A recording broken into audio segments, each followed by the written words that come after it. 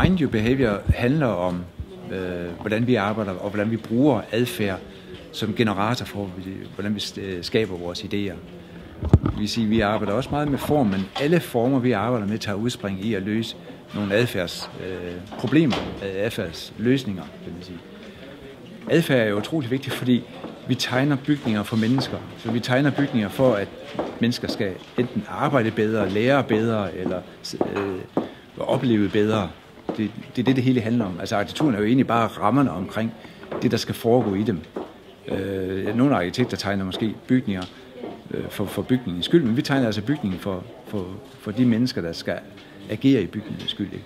Og det kan egentlig skabe mange fantastiske former, for netop ved, at man skal have mennesker til at agere sammen, så bliver man nødt til at udforme tingene på en ganske bestemt måde.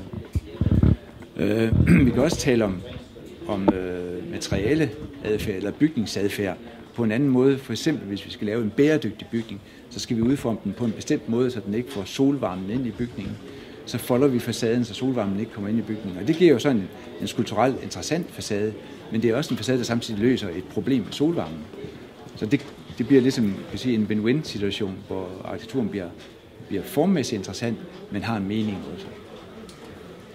Den måde, vi arbejder med arkitektur på, den måde, vi altid arbejder med arkitektur på, at vi gerne vil have folk til at interagere, til at kommunikere, til at tale sammen. Vi gerne vil have, at der sker en synergi mellem mennesker i de bygninger, vi tegner.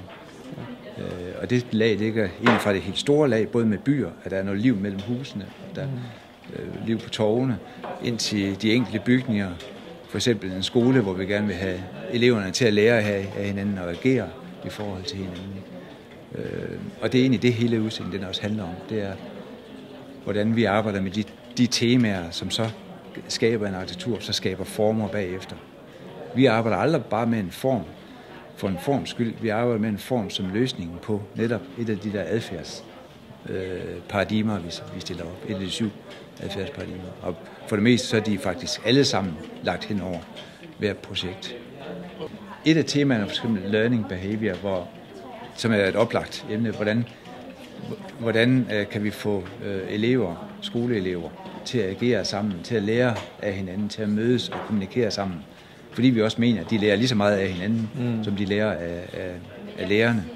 Det kan vi gøre ved at danne steder, mødepunkter i husene, og også sørge for, at de bevæger sig i nogle mønstre, har en fælles trappe, de skal op af, for eksempel alle sammen, så de støder ind på hinanden. Og det kan vi også gøre ved en overskuelighed, ved at ekskludere korridorer og have en åbenhed i stedet for.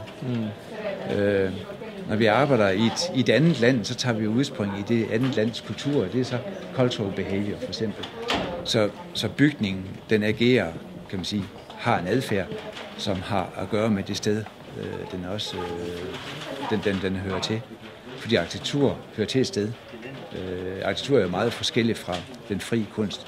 Arkitektur er funktionsbestemt, og det ligger også et ganske bestemt sted i forhold til for eksempel en skulptur, man kan flytte rundt på.